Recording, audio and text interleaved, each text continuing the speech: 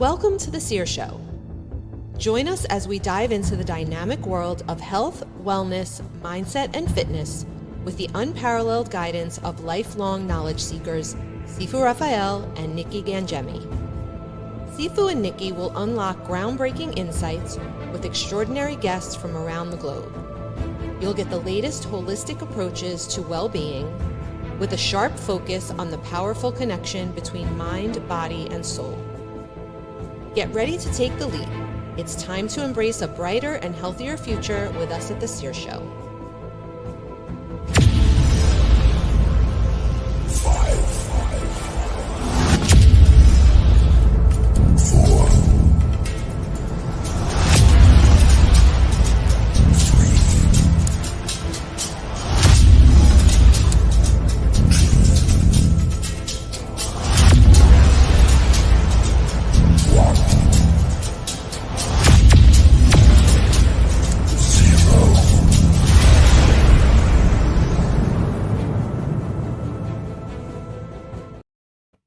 Nikki, I'm watching your beautiful smile. Good morning. How are you?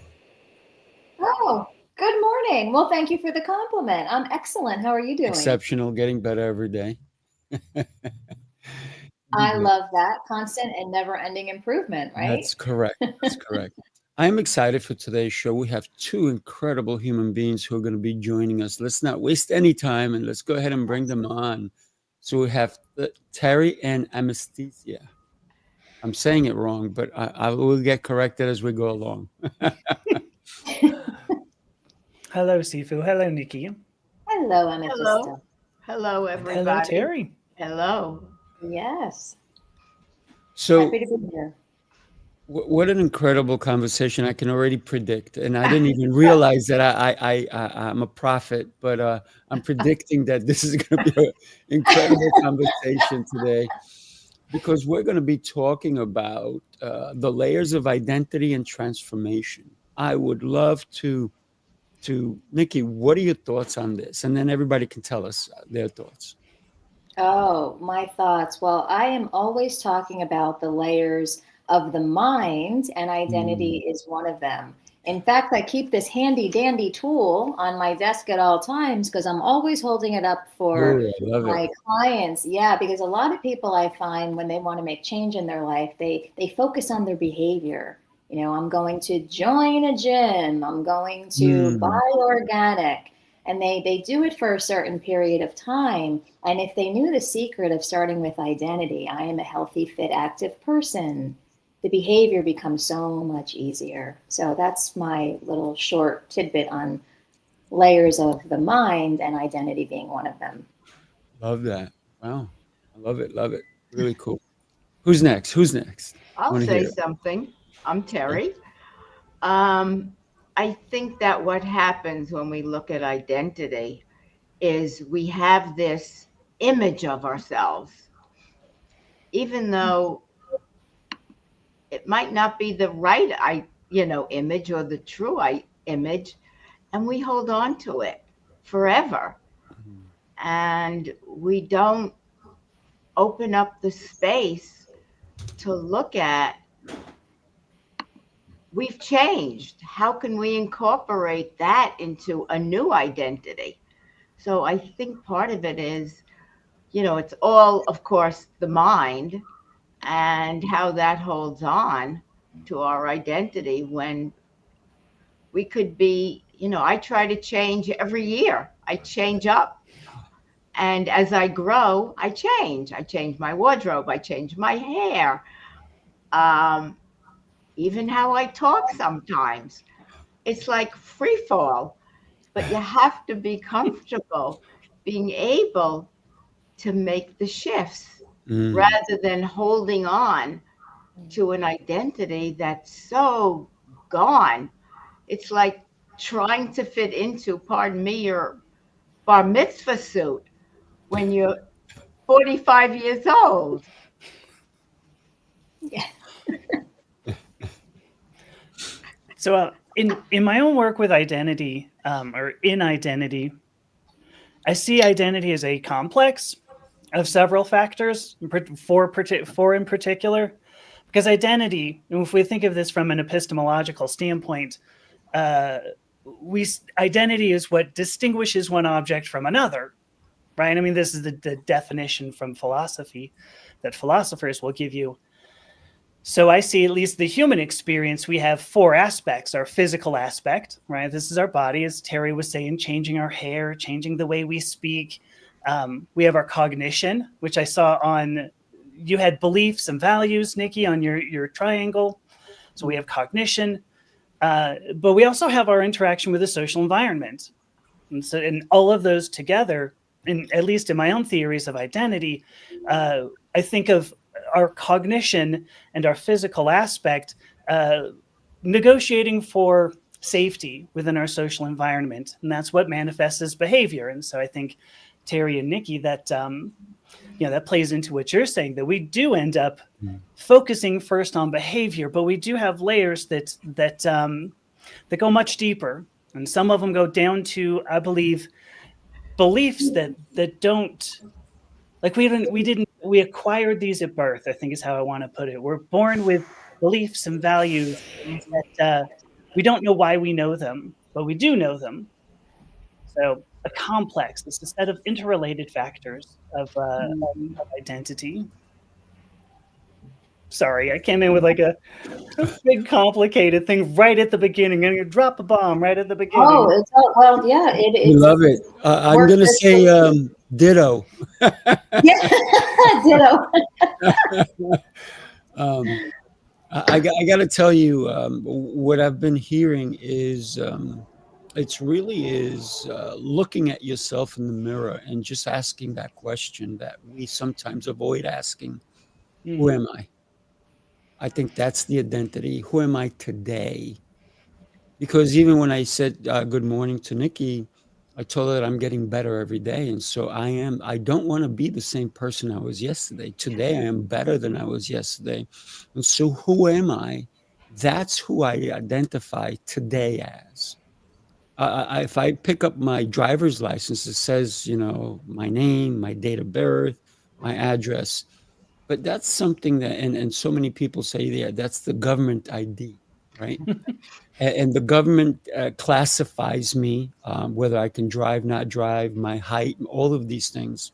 But who am I as a being? Who am I in the world? Who am I to you? But most importantly, who am I to me?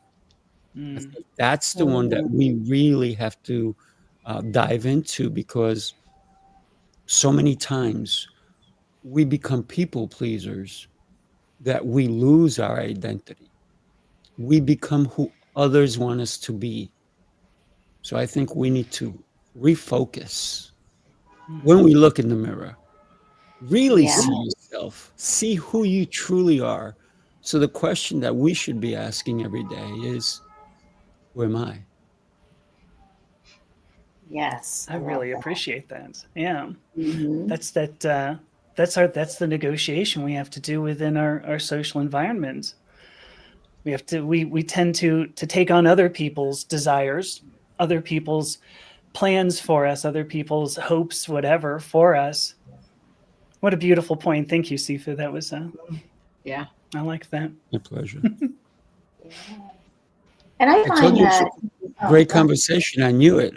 Go ahead, Nikki. Yeah, it's a deep conversation for a Wednesday morning, but I love deep. Well, I was thinking about the question you asked, who am I?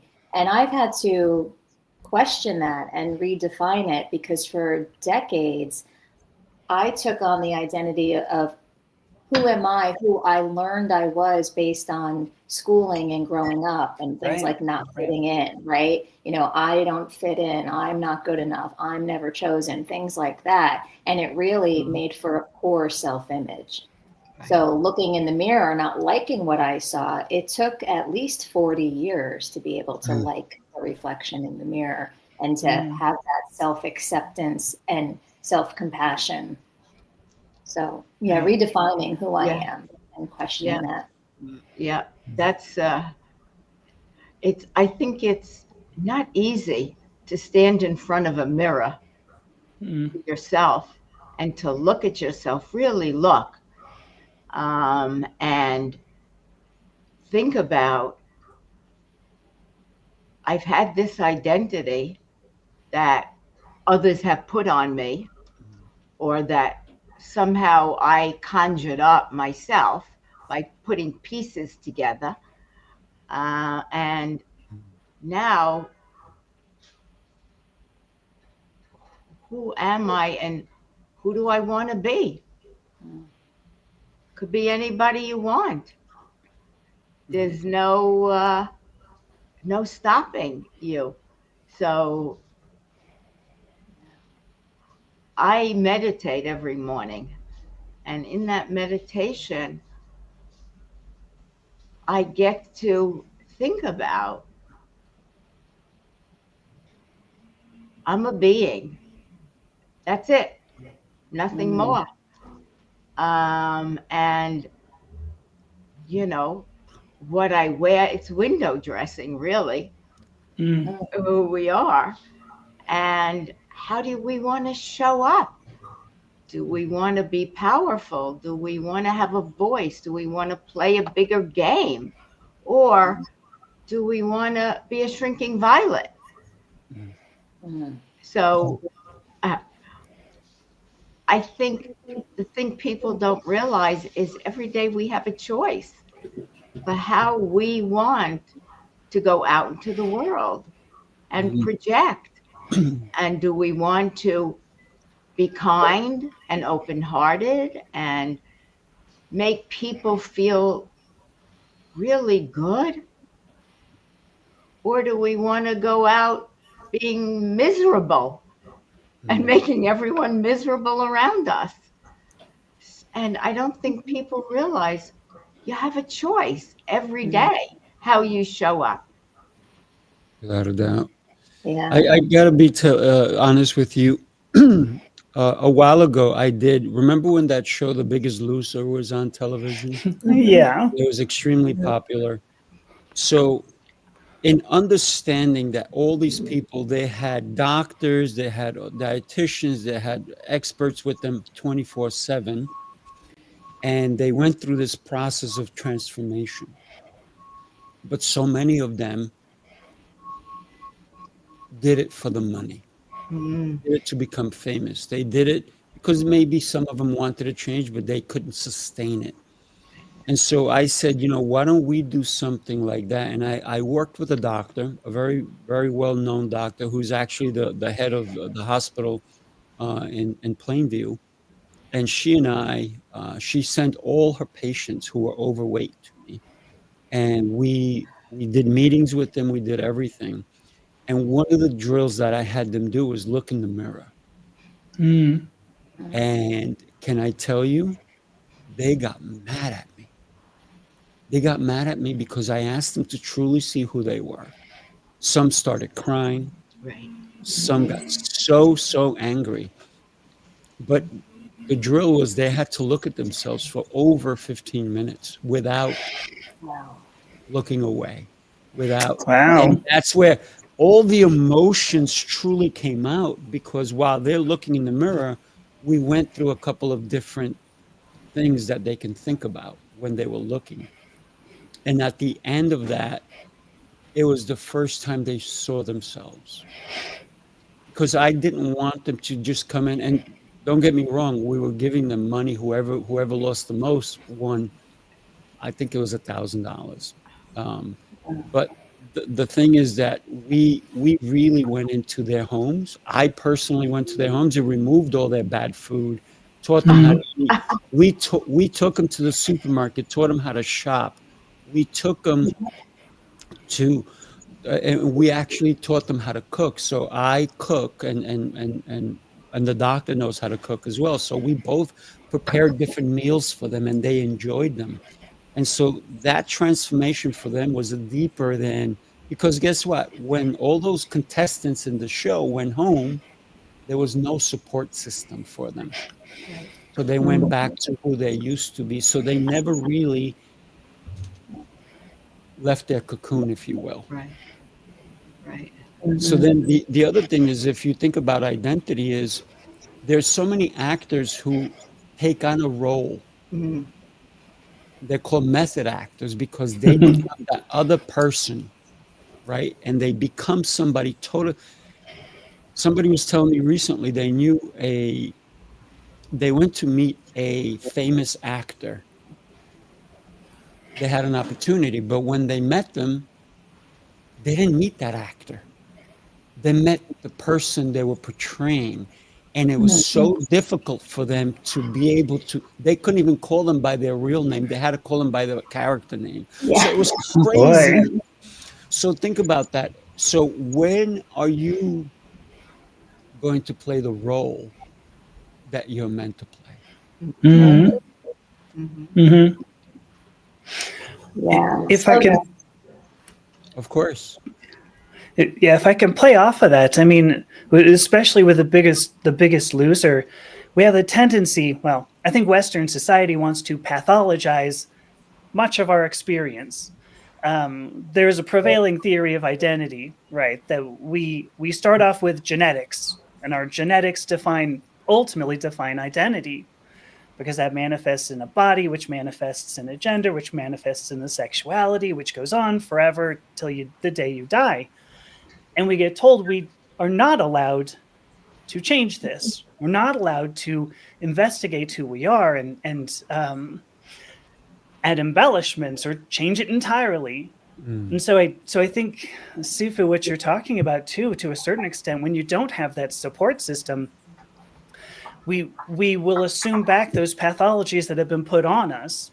You have some doctor who tells you, you're depressed or you're genetically predisposed to obesity or whatever. And some of these we have to accept.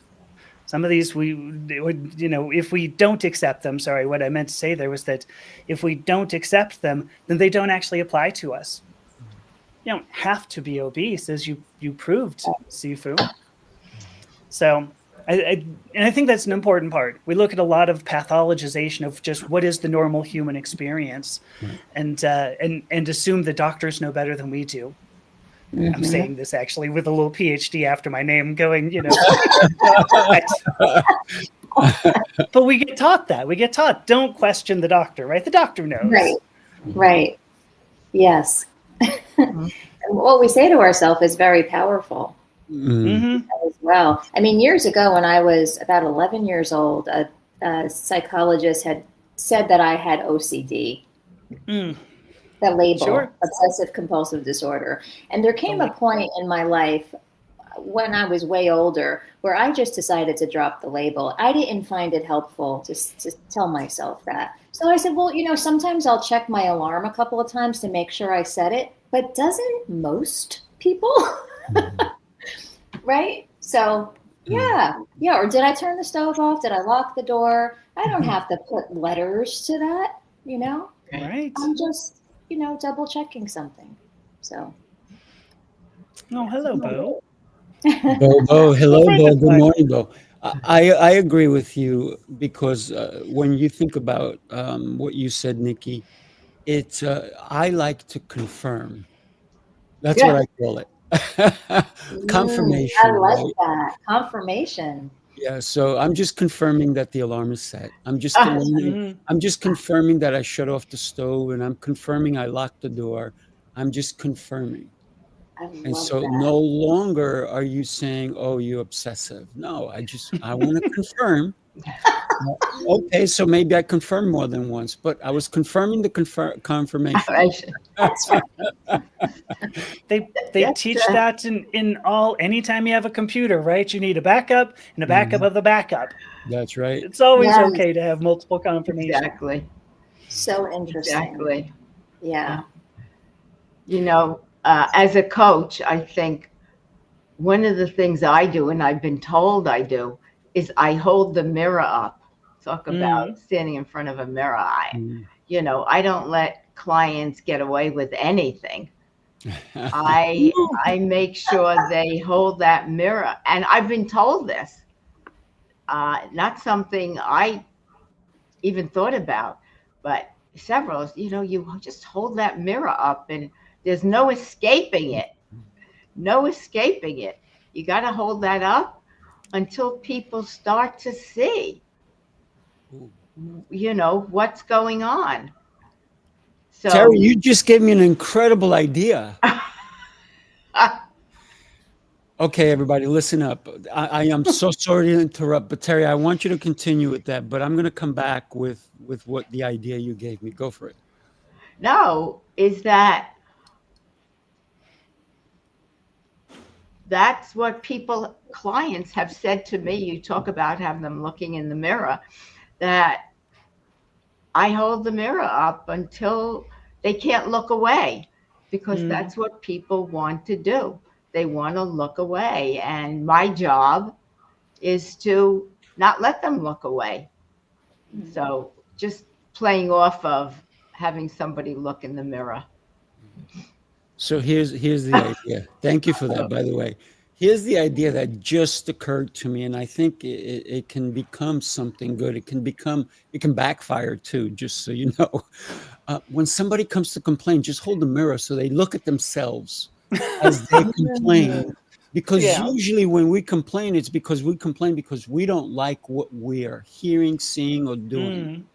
And so many times we want to blame somebody else. So Right. hold that mirror up and gonna go, let's make believe this is a mirror. I'm gonna go ahead, speak. I love that. I will. Yes. I'll be all ears, but you'll be looking at yourself, not at me. Right? I love that. That's great. That's a good idea. We should all walk around with a mirror, and every time somebody does something, hold it up. Hold it up. Just when they complain, right? Just when they complain, right? So. I'd love to return to something Nikki said, by the way, because Yes. you had mentioned you were given a label of OCD. I've thought a lot about this and written a significant amount about how labels they can be both useful and extremely dysfunctional, right? Sometimes we will take on a label, whatever it might be, right? I mean, I've called myself a chemist. I've called myself a software engineer. I take on a bunch of labels, but none of those define who I am. Right. And I think we end up taking on some labels that people give us because it's more convenient than, how do I want to put this? We'll take on a label because it's easier to take somebody else's label than actually think about it. I'm actually I'll relate this. My experience primarily is with the queer community and the work that I do. And it's very easy. I'll meet people, and I had somebody, gosh, I'm trying to remember all the labels, but I met somebody and she goes, well, I'm a demisexual, transgender, non-binary, lesbian, trans, and it was like over and over. And I'm listening going, wow, so who are you? Right? Because I got to the end of 10 different words and then said, who are you? And she went, like, I was just a little confused. Like, what do you mean? I just told you who I was. It was a set of 10 labels. And I said, no, because none of those labels is you. So I think it's important to, when we get these labels, do they really apply? I mean, OCD is a medical, we'll call it a medical diagnosis, but oftentimes we do get or accept labels that don't define us, but we're just going to use it because it's convenient. It's a shorthand that, it's easier than actually having a conversation with somebody. Well, or looking in the mirror and saying, wait, who am I? You just go, well, I'll take a label. It's easier. Right. I'm curious anybody's thoughts on that.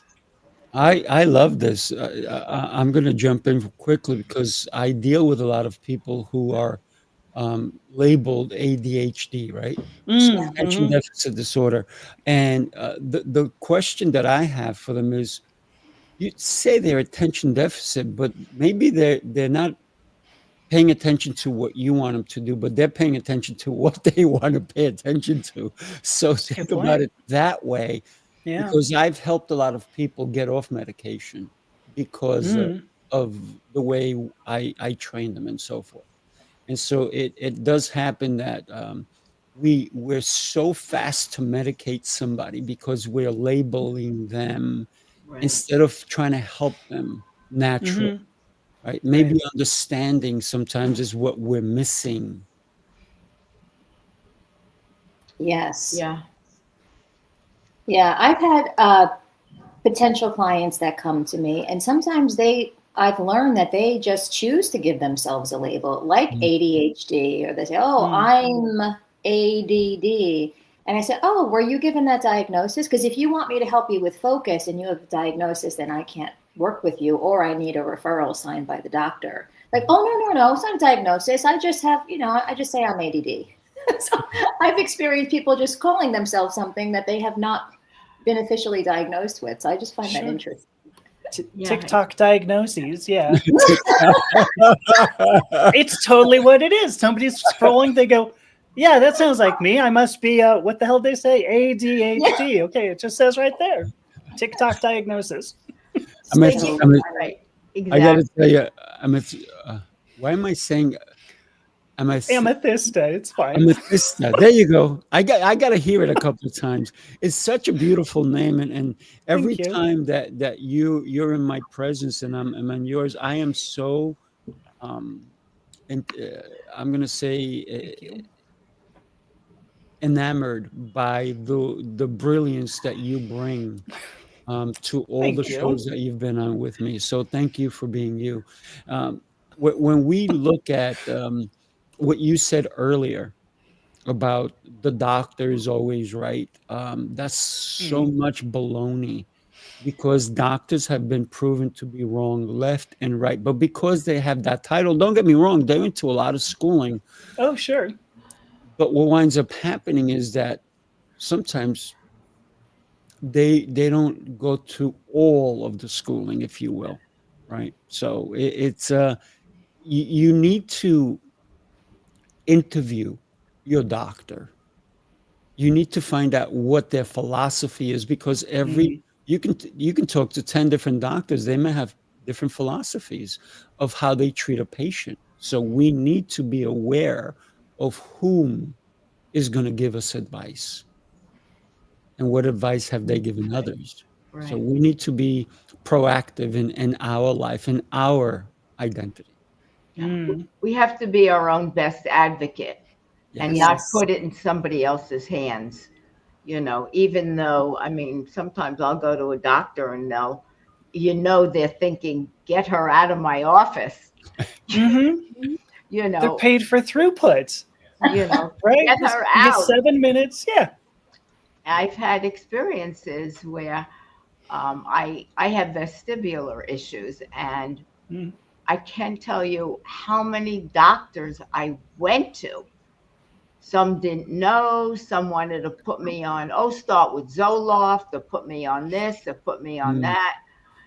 It's incredible how no one could actually diagnose what was actually going on. It took a while for somebody to hit the nail on the head. But, good doctors that you leave their office and you think, these are doctors? It's like, or they're lazy. They're lazy. Is that it?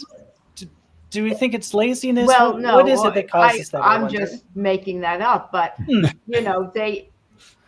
if it's not something that they can totally identify, right? You have a broken leg, you have a broken arm, you have Hopefully this. They get that, yeah. Right. But when it's a little out of the spectrum, the vestibular issues, it's not, you can't put a finger on it. A lot of people, it's an unknown area in a lot of ways. And it's just amazing. But digging, I found the people that are helping me. So, and it took weeding through. Yeah. Isn't that much of medicine, though? Is unknown? I spent a lot of years in school myself, and one of probably the best lesson I got from graduate school is that I don't know everything. and I never will. There's so much to science. I know that it's difficult for us to reach, what do they call it? Personalized healthcare? Is that the words I've heard? Where like you go to a doctor and the doctor goes, well, let me actually find out what's wrong with you. Right. As opposed to, let me see if I can check out how many check off, whatever on my checklist. Okay, you must have this diagnosis. I know it would be difficult. It would be more expensive, at least you would think in the short run, but long term, wouldn't we have healthier people? Oh, yeah. See, here we go. Bo's saying all doctors do is go by the Cliff's Notes and medical books. Right, it's like a checklist. Yeah. There you go.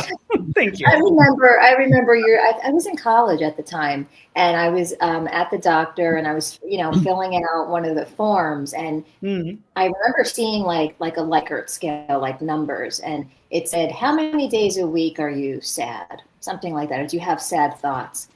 Yes. It didn't say how many days a week are you happy. It just presupposed I'm sad throughout the week. So I chose a number, and then I was given a prescription for Effexor.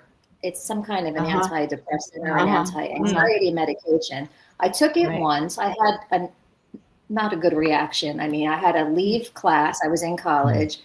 I felt sick, dizzy, like an elephant was sitting on my chest. My pupils were completely dilated. I called the doctor the next day. She goes, well, you've got to just, give it 2 weeks to adjust. And then I decided I was going to listen to myself. I said, wait a second. You want me to adjust to feeling like this? No, I'm going to find another way. And that's when I found mindfulness, breathing techniques and yoga and tapping. Yes. And I said, I'm going to do it that way. Just my choice, right? Because it's my life. I get to choose.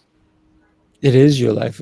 Listen, when I had knee surgery, I've had 3 knee surgeries and I only have 2 knees. Go figure.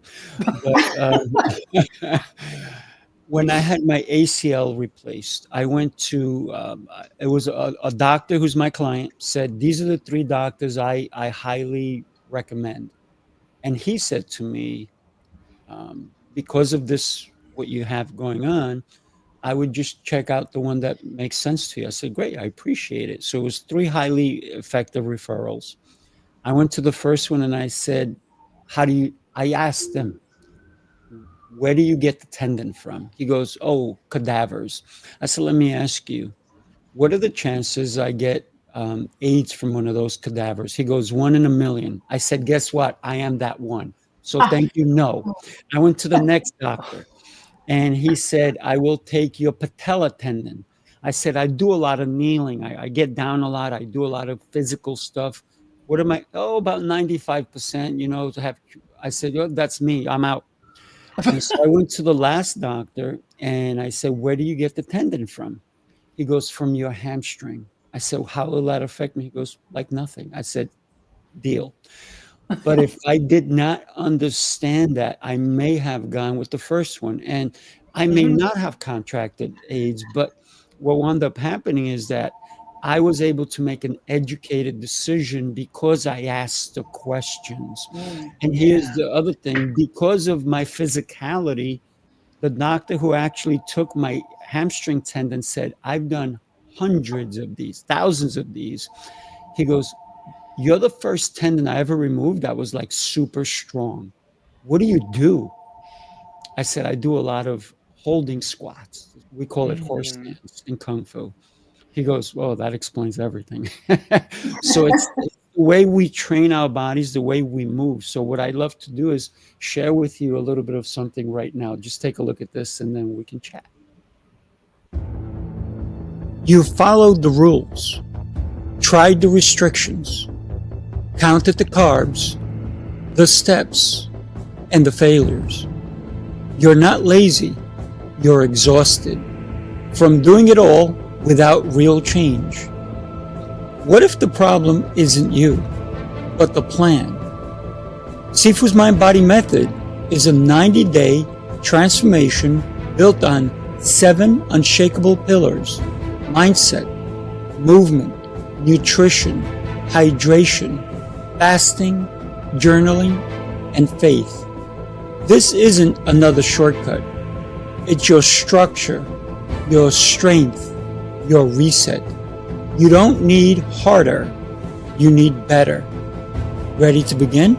Start today. That's one of the things I do that I truly enjoy. So when we think about transformation, I want to take it to that because we have a chance every day to choose our transformation. How do we want to transform? What butterfly do I want to be? What colors do I want on my wings, if you will?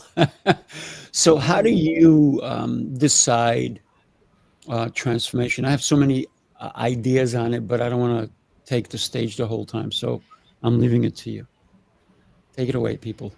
And in the comments too, let us know what you feel, how you think. I like that Bo is making comments. Come on, Bo, keep telling us some stuff. I love it. Thank you.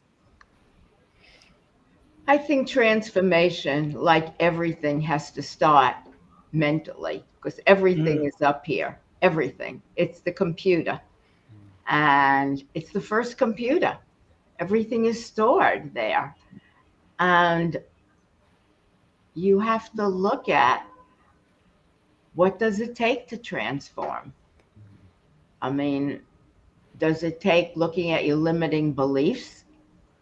Does it take thinking about who do I want to be versus who am I? And I think it's all kind of a conversation with your mind. And you have to be the one in charge, not your mind.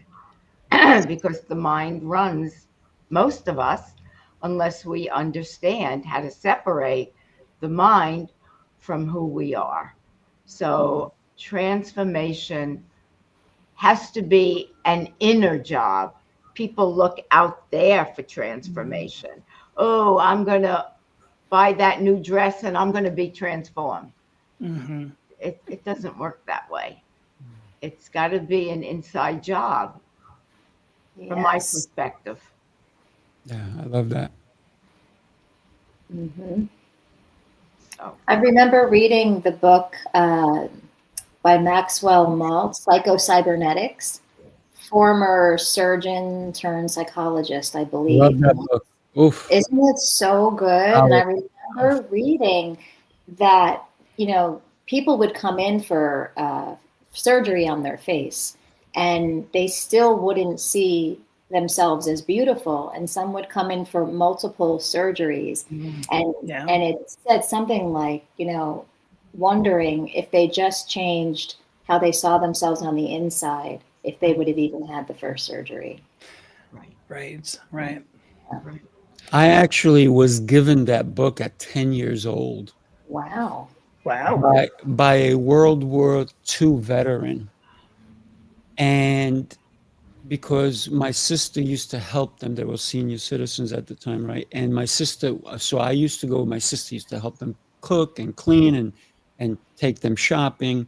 And I used to go and mow their lawn with a push mower, right? Back in the day at 10 years old. Sure. And my favorite time was sitting with him and he would tell me war stories, right? But then he gave me that book. And at 10 years old, I didn't read it. I just took it, and I was like, thank you so much. Really appreciate it. And I didn't pick it up till several years ago. Right. And the reason is because I went through some of my boxes that were from back in the day. And I went and I was like, what is this? And I opened it up and you can see it's almost like cracking open and it's like blowing the dust out of it.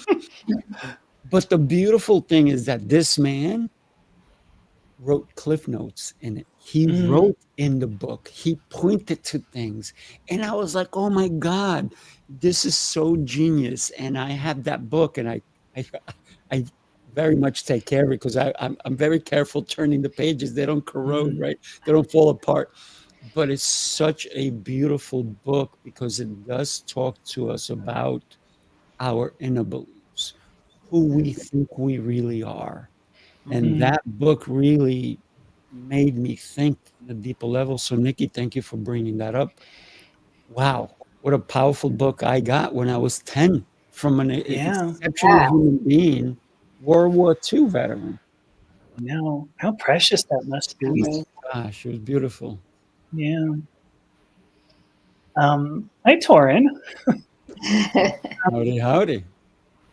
I was, I want to follow what everybody is saying, what everybody has said. We've spoken about beliefs. And I mentioned right at the outset that I think that we have this set of knowledge, things that we know, that, like I said, we know, but we don't know why we know them.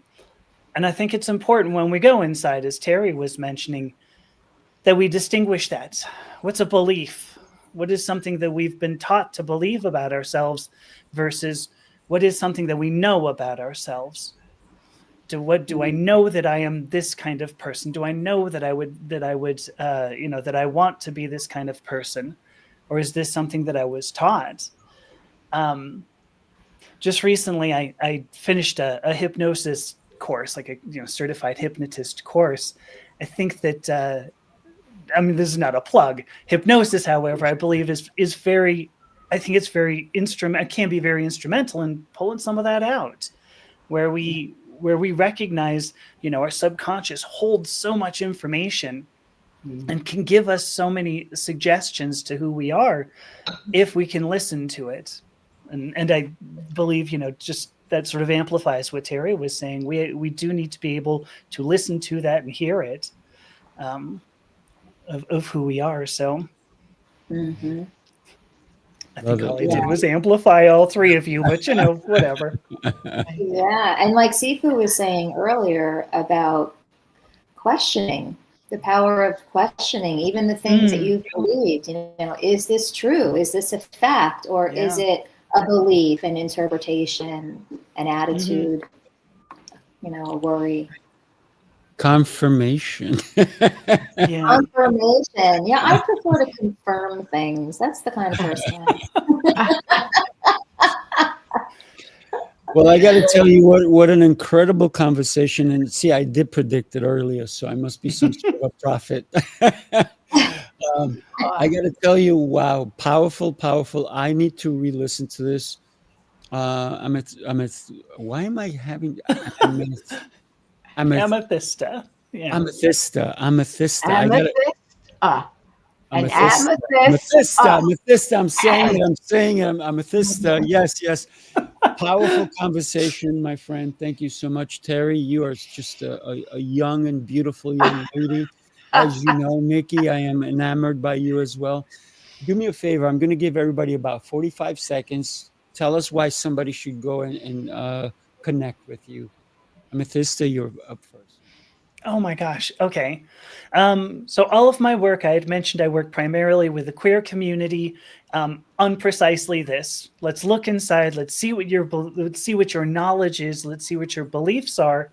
And then let's take all of that and manifest it. Make it real in the world so you become the person on the outside that you are on the inside. That is the work that I do. And some of it is using hypnosis at this point now. So look at that. Every day improving, right? Look at you. Right. Thank you. Terry, you're up.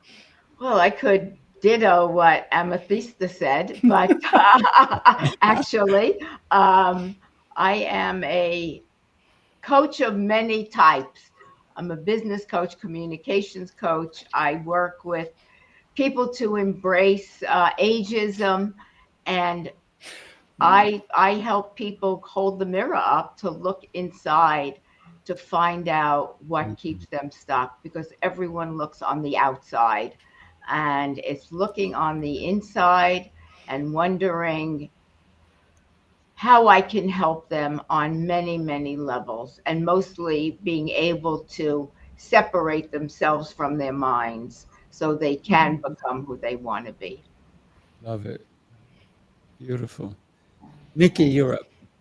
Yeah, and I do similar work to Terry and Amethysta, also a hypnotherapist, and I love helping people to change that programming of the mind. And every month I do a reset lab for high achievers. The next one is coming up this Thursday, the 16th, and I'm going to teach you a short 3-step process for moving beyond the comfort zones so you can do it more easily and effortlessly. And you can connect with me on social media. Visit my website, nikkigangemi.com, for more information. Wow, beautiful. Thank you, Nikki. Thank you. I'm Sifu Rafael. What can I say? I love connecting people. I help people reset, restore, and rise, whether through their own health, their communication skills, or the way they just show up in the world. And that's leadership for me, helping someone become the leader they were meant to be. So it's not about adding more to who you are. It's about amplifying who you are. It's about giving you clarity in a proven system that fuels your purpose. Who are you? Who am I? Let's find out. Reach out to me. I'd love to connect with everybody. And also, I have an event coming up December 6th and 7th in New York City. If anybody wants to come, I know Nikki is in New Jersey. She's not taking the train by herself, but guess what? Maybe somebody in Jersey wants to come over and be at the event. Maybe she'll join us. And then Terry's on the fence. But Terry, how comfortable is that fence? Get off the fence and come to outside and join us. And Amethysta, I would love for you to come and join us in New York City on December 6th and 7th. God bless you, everybody. You are all beautiful souls. Same here. Thank you. Thank you. Thank you, Sifu, for having me. Bye, everyone. Thank you. Bye, Terry. Bye, Nikki. Bye, Sifu. Bye. Bye. Bye-bye, everybody. Take care.